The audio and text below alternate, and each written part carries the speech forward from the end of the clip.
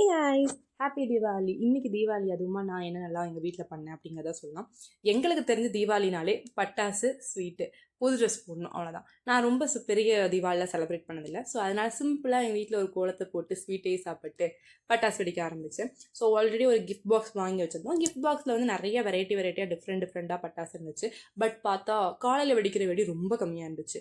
நாங்கள் அந்த கேமரா வெடி காலையில் நினச்சி வெடித்தோம். அது பார்த்தா காலையில் வெடியில் நைட் வெடி அப்படின்னு தெரிஞ்சு. ஸோ காலையில் வெடி கம்மியாக இருக்குது, சரி ஓகே இன்னும் கொஞ்சம் போய் வாங்கிட்டு வரலான்னு சொல்லிட்டு திருப்பி நாங்கள் போய் சர வெடி, குருவி வெடி அப்படின்னு நிறைய வெடியெல்லாம் வாங்கிட்டு வந்து திருப்பி பட்டாசு வெடிக்க ஆரம்பித்தோம்.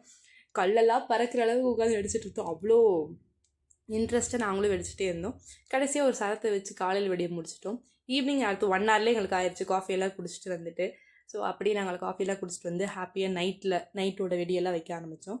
எனக்கு வந்து 8 o'clock வந்து ட்ரெயின் இருக்குது.